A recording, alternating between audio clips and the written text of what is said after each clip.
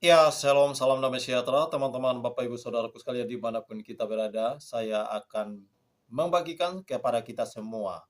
Ya, ini adalah alasan mengapa para pengajaran-pengajaran sesat semakin merajalela dengan mengkritik kekristenan dan juga mengekspos ayat-ayat kitab suci Alkitab di media sosial.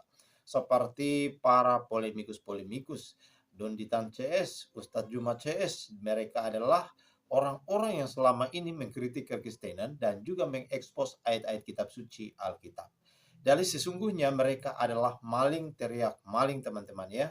Kata Raja Debat, mereka itu adalah maling teriak maling.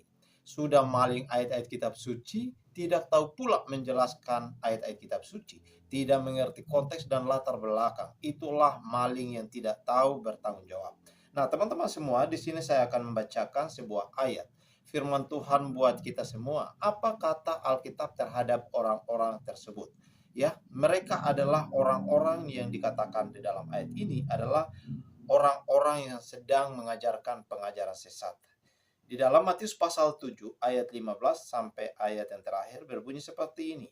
Waspadalah terhadap nabi-nabi palsu yang datang kepadamu dengan menyamar seperti domba, tetapi sesungguhnya mereka adalah serigala yang buas. Ingat teman-teman ayat firman Tuhan ini, bahwa mereka sesungguhnya adalah seperti serigala yang buas yang akan membawa orang masuk neraka. Mereka sedang berkoar-koar, tetapi sesungguhnya mereka sedang mengajarkan sesuatu yang bertentangan dengan ajaran firman Tuhan. Ayat 16, dari buahnya lah kamu akan mengenal mereka. Dapatkah orang memetik buah anggur dari semak duri atau buah ara dari rumput duri?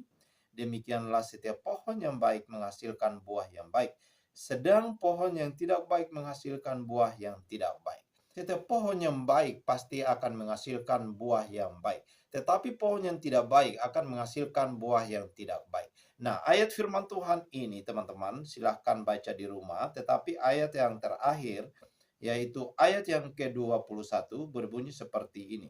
Bukan setiap orang yang berseru kepadaku Tuhan, Tuhan, akan masuk ke dalam kerajaan surga, melainkan dia yang melakukan kehendak Bapakku yang di surga.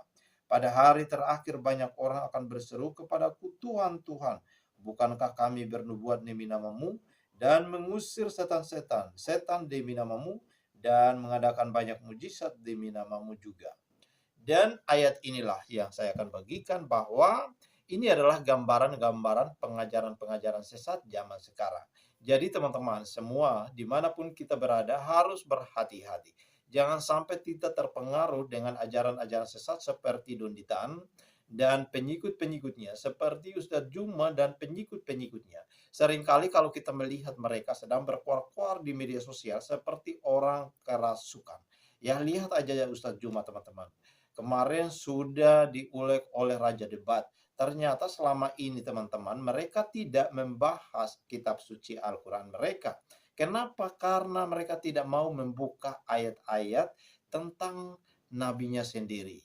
Mereka tidak mau membuka aib nabinya sendiri. Itulah sebabnya apa yang mereka lakukan terhadap iman Kristen dengan mengekspos ayat-ayat kitab suci Alkitab, dengan menghina, menghujat Tuhan Yesus, itulah alasan mereka teman-teman. Supaya apa? Mengalihkan perhatian mereka. Sesungguhnya Alkitab mengatakan bahwa mereka adalah pengajar-pengajaran sesat zaman sekarang ini.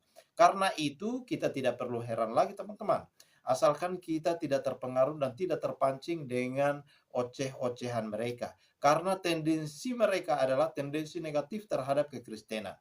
Saya mau mengatakan kepada mereka bahwa ya silahkan saja, bahwa pada saatnya, pada waktunya Tuhan akan kembali memanggil mereka kepada jalan yang benar. Dan mereka akan tahu bahwa jalan yang benar dan jalan yang lurus itu adalah hanya di dalam Yesus Kristus.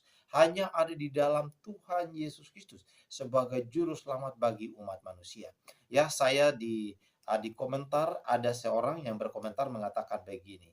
Bagaimana kalian bisa beriman kepada Tuhan Yesus sebagai Tuhan sedangkan Yesus sendiri tidak tahu hari kiamat. Yesus sendiri tidak tahu hari kiamat, teman-teman.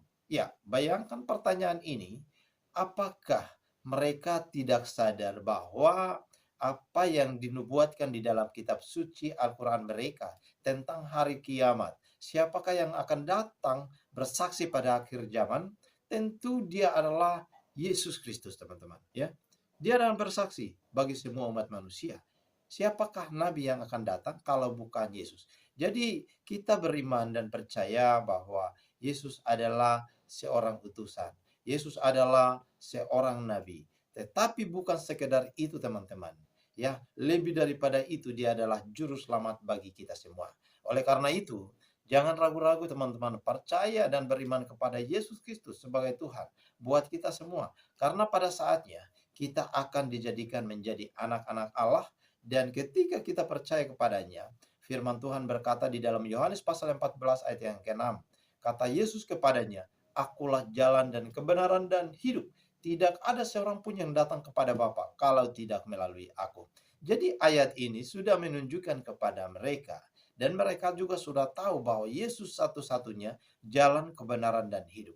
Hanya saja mereka ini masih berpolemik dengan berusaha keras untuk merendahkan, untuk menghina, menghujat Alkitab, untuk menghina, menghujat ketuhanan Yesus Kristus. Jadi karena itu firman Tuhan berkata kepada semua bahwa pada akhirnya semua lutut bertelut, semua lidah mengaku bahwa Yesus adalah Tuhan dan Juru Selamat bagi manusia.